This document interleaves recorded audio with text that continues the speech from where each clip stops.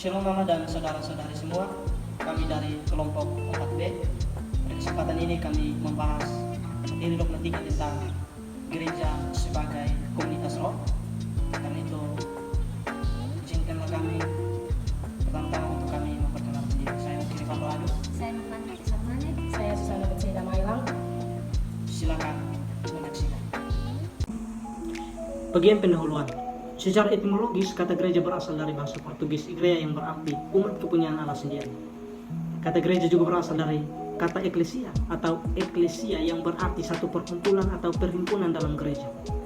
Dengan gereja adalah persekutuan orang-orang yang terpanggil untuk menjadi sarana berkembangnya kerajaan sorga, yaitu dengan pengakuan mereka dan dengan ketaatan. Nah, metafora gereja sebagai komunitas roh ini berkaitan dengan peran Roh Kudus dan kehadiran pribadi-pribadi lain di dalam komunitas. Komunitas gereja sebagai roh ini menggambarkan semua orang percaya adalah salah satu di dalam Yesus Kristus, dan berbagai karunia yang telah diberikan kepada mereka adalah untuk memperkaya dan membangun seluruh komunitas persekutuan roh adalah ciptaan Allah. Nah, tanda kemanusiaan baru Allah. Nah, kumpulan simbol eskatologis gereja ini menunjukkan pada awal kehidupan baru yang radikal yang diwujud dalam kedatangan Kristus dalam roh dan janji pembaruan transformasi menyeluruh dari seluruh ciptaan. Orang-orang yang dikumpulkan oleh Kristus dalam jemaatnya tidak semata-mata terhubung dengan Tuhan secara vertikal, tetapi mereka digabungkan satu dengan yang lain dalam suatu relasi antar manusia yang secara horizontal. Protestantisme telah menghasilkan berbagai pemahaman tentang gereja sebagai komunitas roh. Berdasarkan penjelasan di atas, kelompok dapat melihat suatu permasalahan dalam gereja yang perlu dibahas berkaitan dengan metafora gereja sebagai komunitas roh. Salah satunya muncul di Gimit yang menekankan karunia roh dan pengalaman khusus rohani penyembuhan dan pembaruan. Individu yang sering memiliki pengalaman ini membentuk kelompok yang dekat dan saling mendukung. Model gereja sebagai komunitas intim tidak dilakukan lagi memenuhi kebutuhan manusia. Berbicara mengenai komunitas roh, maka dalam perjanjian lama dan perjanjian baru ada pekerjaan Roh Kudus yang penting. Roh Kudus telah menyatakan wahyu, yaitu kebenaran baru yang tidak dapat diterima oleh pikiran manusia. Tanpa pertolongan Roh Kudus, manusia tidak dapat mengerti hal-hal tentang Allah. Nah, menjelaskan mengenai metafora gereja sebagai komunitas roh, maka kelompok dapat melihat bahwa Gimit telah menunjukkan persekutuan roh yang menggambarkan orang percaya adalah satu dalam Tuhan. Pengalaman roh penyembuhan, maka muncullah bahasa roh yang dapat membentuk pembaruan tersebut. Bahasa roh merupakan salah satu karunia perkataan yang diinspirasikan oleh Roh Kudus, yang dari segi bahasa dan ilmu sosial tidak dapat dimengerti sebagai bahasa yang sesungguhnya. Dalam kehidupan berjemaat khususnya di Gimit, penggunaan bahasa roh banyak ditemui. Nah, berdasarkan topik pembahasan gereja sebagai komunitas roh, kelompok dapat menemukan persoalan yang terjadi di Gimit mengenai dengan bahasa roh yang dapat menyembuhkan orang yang ada dalam persoalan. Sehingga seringkali orang-orang menganggap bahasa roh sebagai bahasa Alkitab, sehingga yang dikatakan dalam bahasa roh adalah sesuatu yang sudah ada dalam Alkitab. Menurut William Summary, bahasa roh adalah satu perkataan yang dianggap pembicaraan sebagai bahasa dan yang mempunyai struktur sederhana seperti bahasa, tetapi tanpa persesuaian arti kata tetap yang dapat dikenal oleh pembicara ataupun oleh pendengar. Pandangan di atas menunjukkan bahwa biasanya apabila seseorang berbahasa roh, alat-alat suara tidak dikendalikan secara sadar, melainkan oleh bawah sadar. Namun itu tidak tentu berarti bahwa ia berbicara dalam ekstase, hanya bahwa ia mengungkapkan sesuatu yang berasal bukan dari pikirannya sendiri, tetapi dari sumber lain. Baik, kita akan masuk pada bagian dasar biblis. Berdasarkan gereja sebagai komunitas roh, maka kelompok dapat memilih salah satu bacaan Alkitab untuk dijadikan sebagai dasar biblis. Dalam Injil Yohanes, Yesus mengatakan kepada kita bahwa Dia akan meminta kepada Bapa dan Bapa akan mengutus roh kebenaran yang disebut Roh Kudus, dan Dia akan datang dan menuntun kita ke dalam seluruh kebenaran. Itu terdapat pada Injil Yohanes pasal 14 ayat 15, ayat 26 dan juga pasal 16 ayat 13. Nah, Roh Kudus adalah pribadi ketiga dari Allah Tritunggal yang memiliki kuasa serta kemuliaan yang setara dengan Allah Bapa dan Allah Anak. Sebagai seorang pribadi ilahi, Roh Kudus tentu memiliki peran dalam pekerjaan ilahi yang nyata di muka bumi bersama dengan kedua pribadi Tritunggal lainnya dari masa ke masa. Bersama Allah Bapa dan Anak, Roh Kudus berkarya dalam penciptaan. Dalam penciptaan, Roh Kudus dilukiskan sebagai nafas Allah yang memberi hidup kepada apa yang diciptakannya, termasuk manusia. Dengan demikian, kelanjutan hidup manusia tergantung pada kehadiran Roh Allah dalam diri manusia sendiri.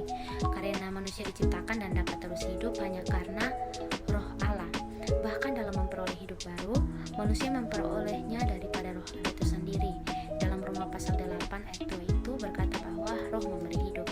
Nah, di dalam gereja, Roh Kudus berperan mempersatukan dan membentuk gereja ketika tercurah Roh Kudus dalam peristiwa Pentakosta. Roh Kudus mempersatukan semua orang beriman, bukan dalam kesatuan karena kesamaan, melainkan kesatuan dalam perbedaan.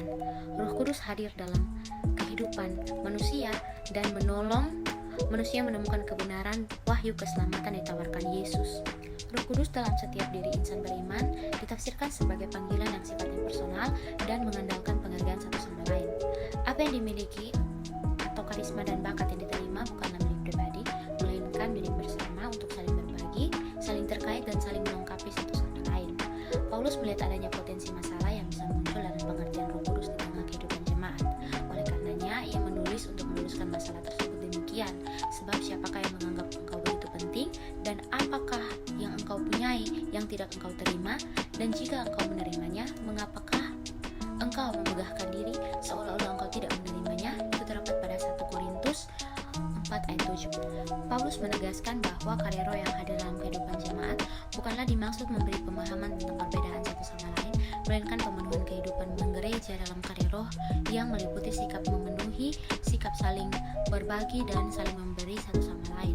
Itulah buah roh yang memenuhi tubuh gereja dan melengkapi setiap anggota tubuh gereja. Dogma gereja dalam masa reformasi, dalam doktrin Roh Kudus yang disusun oleh Martin Luther dengan menekankan peran Roh Kudus terutama pada hidup orang percaya dan keselamatan serta anugerah Allah. Tentang pekerjaan Roh Kudus, maka pokok yang terpenting ialah sebagai berikut. Roh Kudus bekerja di dunia ini dengan menciptakan gereja yang menjadi alat Tuhan untuk mengabarkan Injil. Roh Kudus memungkinkan pekabaran Injil. Roh Kudus menyelenggarakan apa yang disebut apostolat gereja. Sebagai apostolat utusan Tuhan, gereja disuruh masuk ke dalam dunia untuk menyiarkan Injil tentang Yesus Kristus. Pekerjaan Roh Kudus ditunjukkan kepada kedatangan kerajaan Allah. Turunnya Roh Kudus yang diriwayatkan dalam Kisah Para Rasul pasal 2 adalah permulaan yang baru di dalam sejarah dunia dan sejarah keselamatan. Roh Kudus membuat orang-orang beriman menjadi suatu persekutuan yang dicirikan oleh ikatan dalam sejahtera dan kasih. Penyampaian salam persaudaraan dari sekelompok orang-orang Kristen kepada orang-orang Kristen di suatu tempat lain, sebagaimana tertera pada akhir beberapa surat Rasul Paulus, membuktikan adanya ikatan dan persekutuan di antara orang-orang beriman dari berbagai-bagai jemaat yang mungkin belum dihubungkan oleh suatu organisasi. Surat-surat Rasul Paulus diteruskan oleh jemaat yang satu kepada jemaat yang lain. Surat-surat Rasul Paulus diperuntukkan bagi suatu daerah yang luas sekali. Keesaan gereja tidaklah pertama-tama dibuktikan dengan mendirikan suatu organisasi kesatuan, akan tetapi dibuktikan dengan membagi-bagikan serta meneruskan satu sama lain apa yang dikaruniakan Allah kepada kita. Disinilah letaknya dasar yang sesungguhnya untuk menilai hubungan kita dengan gereja. Dalam membicarakan ungkapan persekutuan atau segala orang yang kudus, maka arti kedua ini di dalam Katekismus Heidelberg diterangkan sebagai berikut, bahwa tiap-tiap orang harus merasa diri wajib mempergunakan segala karunia yang didapatnya guna kebaikan dan kesejahteraan anggota lain dengan sukarela dan sukacita. Karena yang dimaksudkan itu pertama-tama adalah mengenai hidup rohani. Tinjauan dogmatis terhadap komunitas berbahasa roh. Bahasa roh merupakan karunia sebagai pemberian rohani yang dianugerahkan oleh Tuhan Yesus Kristus dengan perantaraan Roh Kudus menurut kerelaan-Nya. Sedangkan yang disebut pelayanan ialah caranya karunia-karunia itu dilaksanakan dalam gereja. Segala penguraian karunia roh yang diuraikan di dalam 1 Korintus pasal 12 seperti upamanya karunia untuk berkata-kata dengan pengetahuan untuk berkata-kata dengan bahasa roh, karunia berbahasa roh sebagai bagian dari pelayanan. Karunia dan pelayan-pelayan itu lama-kelamaan agaknya cenderung menjadi pelayanan yang tetap. Hal ini pun tergolong sebagai karunia yang memiliki dampak baik dalam hal menyatukan maupun memisahkan umat Kristen pada zaman sekarang. Penggunaan bahasa roh dalam persekutuan tidak sedikit berujung pada perpecahan yang ada yang menganggapnya sebagai tanda dan sebaliknya melihat hanya sebagai karunia semata. Pada kesimpulan, komunitas gereja sebagai roh ini menggambarkan semua orang percaya adalah salah satu di dalam Yesus Kristus, dan berbagai karunia yang telah diberikan kepada mereka adalah untuk memberkaya dan membantu seluruh komunitas persekutuan roh.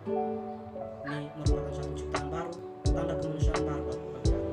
Menurut William Samarin, bahasa roh adalah satu perkataan yang dianggap pembicaraan seperti bahasa dan mempunyai struktur sederhana seperti bahasa, tetapi tanpa persesuaian arti kata tetap yang dapat dikenal oleh pembicara ataupun oleh pendengar.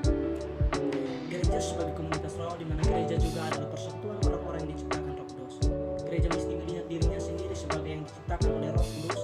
Roh memanggil mereka ke dalam hidup. Roh memberi komunitas otoritas untuk melaksanakan misi. Roh Kudus mengunjungi dan hadir dalam diri manusia untuk menolong dan membantu manusia menuju kepada